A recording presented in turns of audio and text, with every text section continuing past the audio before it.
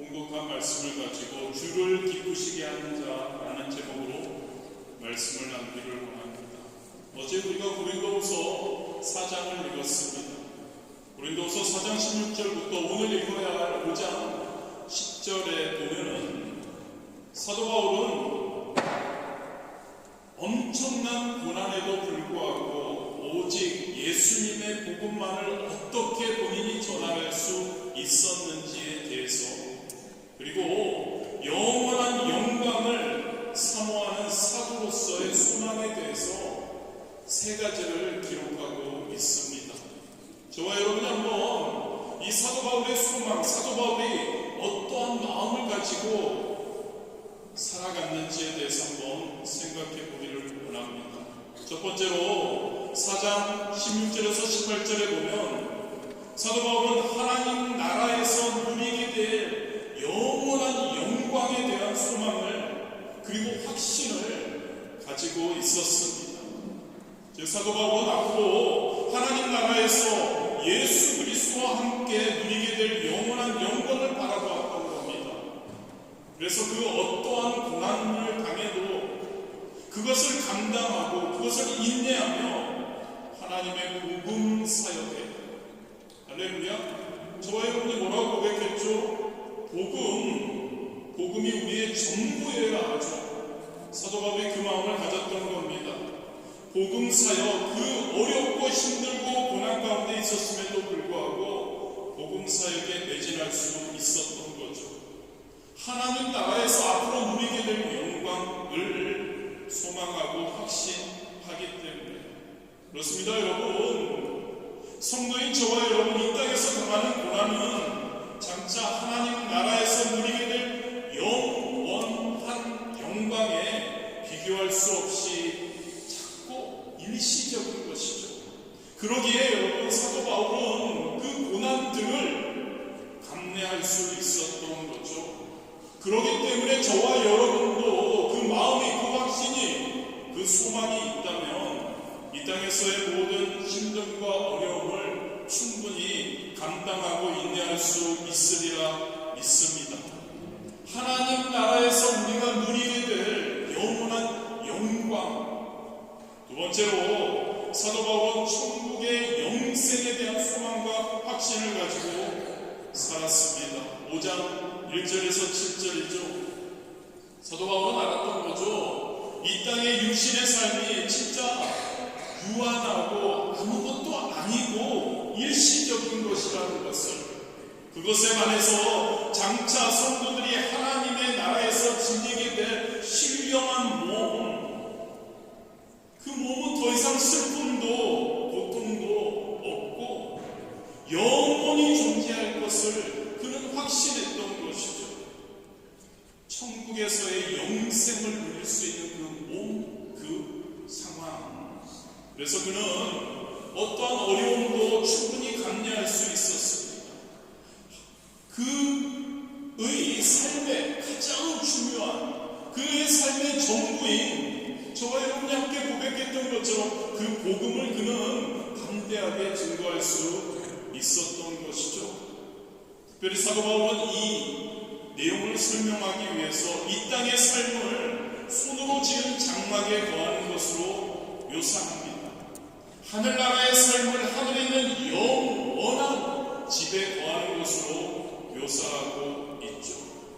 저와 여러분 어떻습니까? 저 천국에서 누릴, 하나님과 함께, 그리스도와 함께 누릴 영광과 그곳에서 우리가 누릴 영생과 우리의 변화되는 본, 그것에 대한 확신과 소망이 있기를 진심으로 원합니다. 세 번째로 5장 8절에서 10절에 보면 오늘 본문의 말씀입니다. 사도 바울은 최후의 심판을 바라봅니다. 사도 바울은 우리의 행한 모든 것이 선악간에 그 행한대로 반드시 드러난다는 것, 그리고 그에 따라서 상급과 형벌이 있게 될 것이라는 것. 언제요? 최후의 심판에. 그 최후의 심판을 바라보는 것이죠. 그리고 어떠한 상황에서든지 그래서 그 최후의 심판을 바라보면서 주님을 기쁘시게 사도 바울은 했던 겁니다. 어떠한 고난이 있더라도 복음 사역을 즐겁고 기쁜 마음으로 감내하게 된 것이죠. 저와 여러분에게 이 세 가지의 확신이 있었으면 좋겠습니다. 이 세 가지의 소망이 있었으면 좋겠습니다. 이 확신을 붙들고 이 소망을 가지고 우리가 하루하루 살아가기를 원합니다. 어제 아침에 카톡을 하나 받았습니다. 영국의 한 목사님에게 연락이 왔습니다. 그 영국의 그 목사님 교회에 출석하고 계시는 프랑스계 중국분, 한국분하고 결혼해서 부부가 열심히 교회를 집사님으로 섬기고 있다고 했습니다. 그리고 저에게 지금 그 중국계 프랑스분 남편분의 아버님께서 지금 위급한 상황이라고, 그런데 그분은 아직 하나님을 알지 못한다고. 지금 상황은 정확히 모르지만 목사님 가셔서 그 집사님이 원하시는 겁니다. 가셔서 그분에게 복음을 전해주시고 그분의 회복됨을 위해서 기도해 주실 수 있습니까? 많이 분주했습니다만 급하게 그분에게 갔습니다. 가서 어머님이 계셨고 따님 있었죠.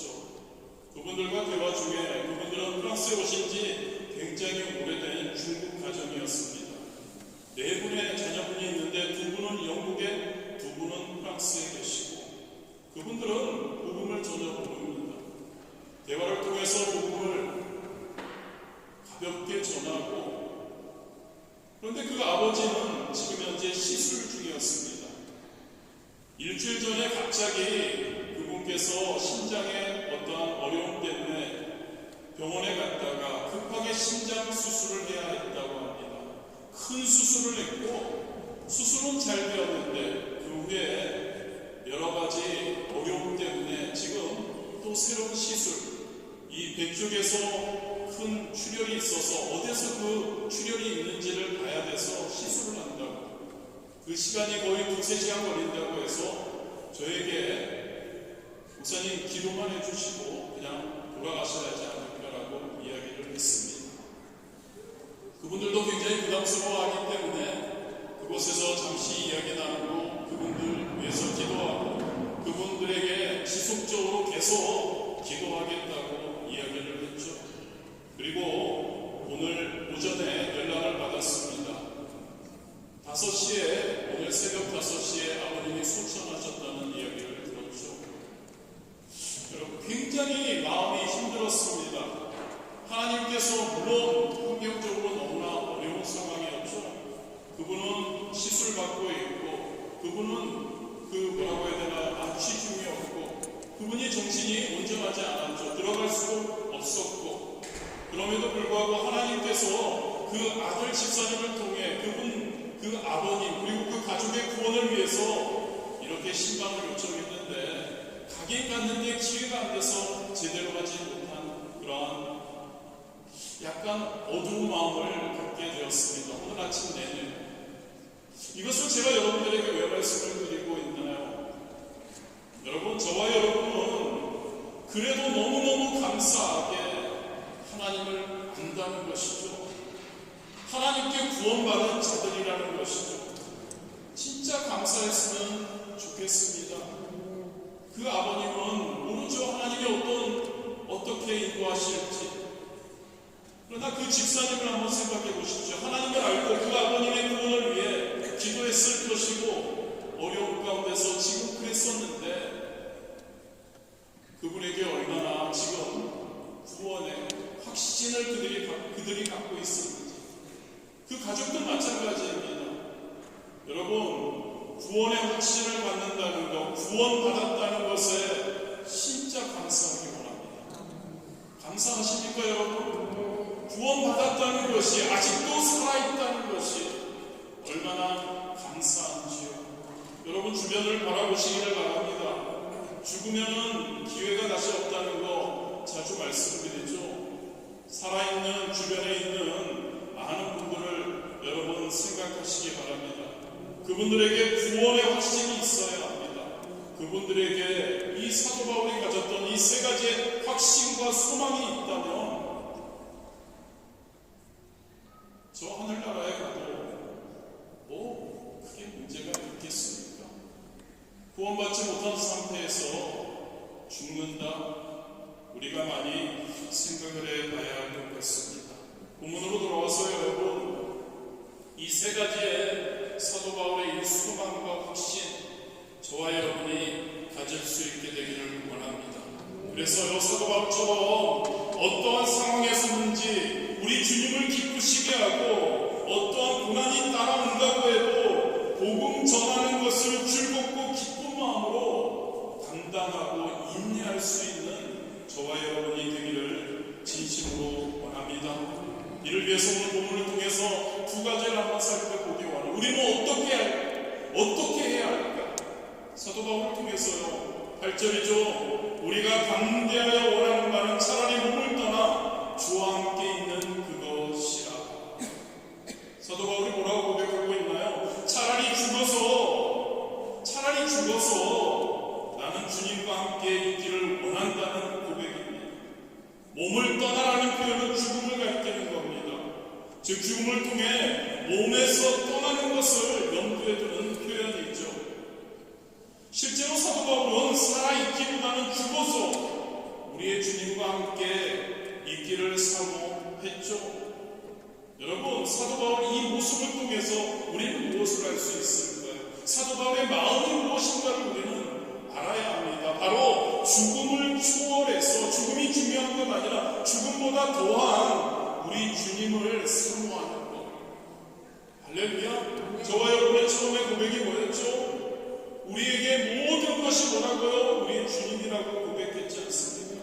죽음도 삶도 어떤 환경도 중요한 것이 아니라는 거죠. 저와 여러분의 모든 것이 우리 주님이어야 할 줄 믿습니다. 그렇다면 여러분, 사도 바울은 왜 이렇게 죽음을 초월하면서까지 주님과 함께 있기를 원하는 것일까요? 우리가 먼저 생각해 볼 수 있는 것은 사도 바울이 지금 사도로서 우리가 잘 압니다. 그가 얼마나 고통 가운데 있는지, 사도로서 사도의 직분을 감당하면서 복음을 전하면서 얼마나 고생하고 있는지를 우리가 압니다. 복음을 전파하고 사도의 그 사명을 수행하는 일이 고난의 연속이었죠. 매맞고 헐벗고 굶주리고 너무나 큰 수고를 하는 일이 바로 사도 바울이 감당하고 있는 일이었죠. 아마도 사도 바울은 그런 고난을 이 땅에서 당하느니 차라리 죽어서 우리 주님 곁에서 안식을 취하고 싶었을 것이기도 합니다. 다음으로 우리가 왜 사도 바울이 죽음을 초월하며 주님과 함께 있기를 원하는 것, 또 이렇게 생각해 볼 수 있죠. 그가 천국의 영광을 분명히 알았기 때문일 거라는 것이죠. 그렇습니다. 여러분, 사도 바울은 천국을 구경하고 온 경험이 있죠. 고린도후서 12장 2절이죠. 내가 그리스도 안에 있는 한 사람을 나누니 그는 14년 전에 셋째 하늘에 이끌려간 자라. 그가 몸 안에 있었는지 몸 밖에 있었는지 나는 모르거니와 하나님은 아시느니라. 사도 바울은 그때 본 천국의 영광이 인간의 말로 표현할 수 없을 정도로 엄청난 것인 것을 보았고 알았기 때문에 천국을 사모하고 있었던 거죠. 사도 바울은 빌립보서 1장 21절에 이렇게 이야기해, 이는 내가 사는 것이 그리스도니 죽는 것도 유익함이라. 1장 23절이죠. 내가 그들 사이에 끼었으니 차라리 세상을 떠나서 그리스도와 함께 있는 것이 훨씬 더 좋은 일이라 그렇게 하고 싶구나. 사도 바울은 죽음이 두렵지 않았습니다. 죽는 것보다 하나님 예수 그리스도 옆에 있는 것을 더 원했죠. 이 세상의 삶에 대한 사도 바울은 애착이나 미련이 없었습니다. 단지 그가 이 세상에 사는 이유가 있었죠. 저와 여러분의 그 이유가 되었으면 얼마나 좋을까요? 그 이유는 하나님의 복음, 그의 삶의 가장 모든 것이 되는 복음, 예수 그리스도 십자가, 하나님을 주변 사람들에게 전하는 사명, 그것을 행하기 위해서였다는 것을 기억하기를 원합니다. 진짜 예수님을 사랑하십니까? 진짜 여러분들의 삶의 모든 것 가장 처음에 우리가 고백했던 것처럼 우리 찬양대가 고백했던 것처럼 저와 여러분의 삶의 모든 것이 바로 예수 그리스도시라고요. 진짜 아멘 한번 크게 하십시오. 예수 그리스도시가 여러분들의 삶의 가장 중요한 것일 줄 믿습니다. 진짜 예수 그리스도를 사모하는 성도라면 죽음을 초월할 수 있어야 합니다. 시편 기자는 자신이 죽은 후에 주님의 얼굴을 뵙는 것을 큰 기쁨으로 여긴다고 고백합니다. 시편 17편 15절이죠. 나는 의로움 중에 주의 얼굴을 배우리니 깰 주의 형상으로 만족하리이다. 저와 여러분은 다르지 않나요, 여러분? 예수 그리스도를 모르고 복음을 받아들이지 못하고 우리는 그러한 세상에 사는 불신자들은 죽음을 두려워하죠. 육신의 눈으로 모든 것을 보고 세상을 사모합니다. 그런데 여러분, 성도들은 어떠해야 할까요? 저와 여러분은 어떠해야 할까요? 죽음을 두려워하지 않아야 할 줄 믿습니다. 죽음이라는 것은 영광의 주님을 만나는 관문이기 때문이죠. 사도 바울처럼 죽음을 생각하고 다니죠. 사나 죽으나 주님의 영광을 위해, 사나 죽으나 나의 삶의 모든 것 되시는 예수 그리스도를 위해, 십자가를 위해, 하나님을 위해, 복음을 위해 살아가는 우리가 되어야 할 줄 믿습니다. 위해서는 예수님을 사모해야 합니다. 예수님을 알아가려고 몸부림쳐야 합니다. 그 예수님이 나에게 원하시는 것이 무엇인지를 우리는 알려고 해야 합니다. 믿음으로 우리 주님을 보고 천국 영광을 믿음으로 보는 저와 여러분이 되시기를 진심으로 원합니다. 이사야 26장 8절이죠. 야훼여, 주께서 심판하시는 길에서 우리가 주를 기다려 싸우며 주의 이름을 위하여 또 주를 기억하려고 우리 영원히 사모하리이다. 우리의 주님을 사모하는 자들이 되기를 진심으로 원합니다. 죽음을 초월해서 우리의 주님, 우리 주님이 우리의 삶의 모든 것. 두 번째로 10절입니다. 이는 우리가 다 반드시 그리스도의 심판대 앞에 나타나게 되어 각각 선악간에 그 몸으로 행한 것을 따라 받으려 함이라. 바로 이게 여러분, 성도가, 저와 여러분이, 그리고 사도 바울이 예수님 중심으로 예수님을 기쁘게 하는 삶을 살아야 하는 이유입니다. 우리는 다 반드시 그리스도의 심판대 앞에 나타나게 되었다고 기록하고 있습니다. 그리고 각 사람이 선악간에 그 몸으로 행한 것에 따라 심판을 받게 된다고 사도 바울은 이야기하고 있습니다. 그래서 우리는 예수 그리스도 중심으로 예수 그리스도를 기쁘게 하는 삶을 살아야 한다는 이야기이죠. 그리스도의 심판대, 바로 종말론적 최후 심판이 이루어질 하나님의 심판대를 가리킵니다.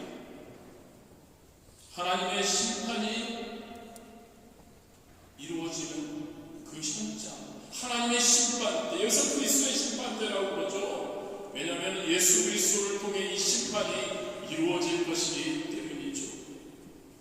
어쨌든 여러분, 사람은, 저와 여러분은요, 누구나 종말론적인 한 심판을 남겨두고 있다는 사실을 기억해야 합니다. 사도 바울은 우리가 다 반드시 심판을 받을 것이라고 말하고 있습니다. 살아있는 자나 죽은 자나 다 예수 그리스도의 심판대 앞에서 심판을 받게 된다는 것을 기억하기를 원합니다. 이 세상에서 잘 살고, 이 세상에서 법을 잘 지키고, 아니면 그렇게 법대로 살지 않았던 사람 이후 누군가를 중요한 것이 아니라는 거죠. 모두가 심판대 앞에 선다는 겁니다. 성도도 불신자도 구분이 없다는 겁니다. 이 심판에는 예외가 없다고 이야기를 하고 있죠. 베드로전서 4장 5절에 사도 베드로는 이렇게 얘기합니다. 그들이 산자와 죽은 자를 심판하기로 예비하신 이에게 사실대로 구하리라. 히브리서 9장 27절에 한 번 죽는 것은 사람에게 정해진 것이요 그 후에는 심판이 있으리니. 여러분, 저와 여러분은요 다 한 사람도 제외 없이 최종적인 한 심판을 남겨두고 있다는 것을 꼭 기억하시기를 바랍니다. 그래서요 그 심판이 우리에게 다가올 것이 우리는 어떻게 해야 할까요? 그 심판을 대비해야 합니다. 사도 바울은 우리가 각각 선 악간에 그 몸으로 행한 것에 따라 심판을 받는다고 이야기합니다. 행한 것에 따라 심판받는다. 믿음으로 구원받고 믿음으로 의롭게 된다는 말과 모순이 있을 수 있게 생각됩니다. 갈라디아서 2장 16절이죠. 사람이 의롭게 되는 것은 율법의 행위로 말미암음이 아니요 오직 예수 그리스도를 믿음으로 말미암은 줄을 알므로 우리도 그리스도 예수를 믿나니 이는 우리가 율법의 행위로서가 아니고 그리스도를 믿음으로써 의롭다함을 얻으려 함이라. 율법의 행위로서는 의롭다함을 얻을 문제가 없느니라. 믿음으로, 하나님에 대한 믿음으로, 예수 그리스도의 십자가에 대한 믿음으로 우리는 구원을 얻죠. 행함이 아니죠. 그런데 여기서 행함, 단순히 육체적인 행위를 의미하는 여기서는 행함이 아닙니다. 몸으로 행한 것에 따라. 여기서 행함이란 하나님에 대한 그 믿음의 원리가 반영된 인간의 전 인격적인 행위를 의미하고 있죠. 특별히 이것은 예수 그리스도에 대한 우리의 태도와 그 태도입니다. 태도와 밀접한 연관이 있다는 겁니다. 즉 이 사람이 성도가 아니면 불신자가 예수 그리스도를 중심으로 살았느냐 그렇지 않았느냐가 여기서 말하는 행위인 것이죠. 바로 심판의 기준이 예수 그리스도 중심으로 살았느냐, 예수 그리스도 중심으로 살았다면 그것은 선이고 예수 그리스도 중심으로 살지 않았다면 악이라고 이야기하는 겁니다. 바로 그리스도에게 선택의 그 기준이 있는 거죠. 선약의 기준이 예수 그리스도와 함께 어떻게 살았느냐가 있다는 이야기이죠. 저와 여러분 어떻게 살아야 할까요? 9절입니다. 그런지 우리는 몸으로 있든지 떠나든지 주를 기쁘시게 하는 자가 되기를 힘쓰라. 몸으로 있든지 살아있든지 떠나있든지 죽었든지 주를 기쁘시게 하는 자가 되기를 힘써야 할 줄 믿습니다. 주님을 기쁘시게 하는 삶을 살아야 하는 거죠. 하나님을 기쁘시게, 이웃을 기쁘게 하는 삶을 살아야 할 줄 믿습니다. 예수 그리스도를 중심으로, 예수 그리스도를 본받으려고, 예수 그리스도를 기쁘게 하는 삶, 말씀으로 충만한 삶, 기도로 충만한 삶, 성령 충만한 삶, 하나님을 기쁘시게, 이웃을 기쁘게 하는 삶, 그 삶을 우리는 살아갈 때 우리 주님을 기쁘시게 하는 것이죠. 최후의 심판이 어떻든 중요한 건 아니잖아요.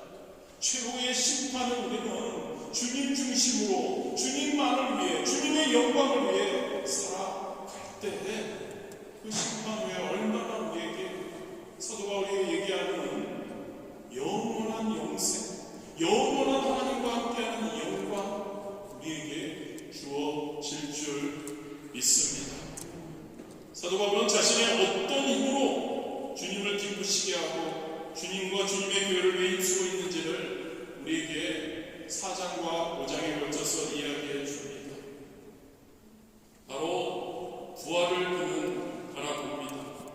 천국의 영광을 바라봅니다. 심판을 바라봅니다. 이것은 여러분 바로 종말론적 신앙입니다. 사도 바울은 하나님의 나라의 영원한 영광을 바라보고 그는 고난을 감내하며 열심히 일한다고 이야기합니다. 장차 주님의 재림 때 나도 반드시 부활의 영광을 얻을 것을 확신한다고, 소망한다고 고백합니다. 그리스도의 심판대를 나는 항상 생각하며 인식하며 내가 그리스도 중심으로 선언해가며 살아가겠다고 결심하고 그리고 확신하고 소망합니다. 저와 여러분, 이 세상이 얼마나 쉽지 않은지 우리가 살면서 너무나 뼈저리게 느낍니다. 언제 죽을지 모르고 언제 어떻게 될지 모르고, 아까 서두에 말씀드린 그 아버님은 일주일 상간에 진짜 순식간에 어머님하고 좀 이야기를 나눴는데 진짜 순식간에 일주일 심장이 안 좋아서 병원에 갔더니 심장 수술해야 된다고 해서 큰 수술을 하고 수술이 잘 되었다고 좋아하다가 갑자기 다른 여러 가지 문제 생겨서 출혈이, 그리고 바로 어제 제가 알았습니다. 어제 그곳에 있었습니다. 새벽에 5시에 소천하셨다고 합니다. 여러분, 우리 인생 모르는 것 같습니다. 언제 어떻게 될지 모르는 것 같습니다. 그 인생의 미련보다는 저와 여러분의 삶의 가장 중요한 것, 예수 그리스도, 아멘, 하나님, 아멘, 그리고 복음, 십자가, 그것을 가장 중요하게 생각하며 나아가는 우리가 되기를 진심으로 원합니다. 예수 그리스도를 바라보기 원합니다. 부활의 영광을 바라보기 원합니다. 그리스도의 심판대를 기억하고 그 심판대를 잘 준비하는 저와 여러분이 되기를 진심으로 원합니다. 그 확신이 있으면 사도 바울과 같을 수 있다는 거죠. 그 확신이 있으면 세상이 뭐라고 하든 사람들이 뭐라고 하든 그 확신이 있다면 우리는 사도 바울처럼 환경이 어떠하든지 사람들이 뭐라고 하든지 우리에게 맡겨주신 사명을 넉넉히 감당할 수 있을 줄 믿습니다. 고난이 와도 흔들리지 않을 수 있는 거죠. 할렐루야. 저와 여러분의 그 확신이, 그 소망을 붙들고 나아가는 저와 여러분 되시기를 진심으로 원합니다. 오늘 우리가 성찬 예식을 함께 할 겁니다. 진짜 우리의 마음이 예수님의 십자가의 사역에 대해서, 그것에 대해서 감사하는 마음, 너무 감사해서 우리에게 약속하신 이 사도 바울이 이야기했던 세 가지의 소망에 대한 우리가 확신이 있기에 우리 또한 기쁨으로 우리가 성찬 예식을 대할 수 있게 되기를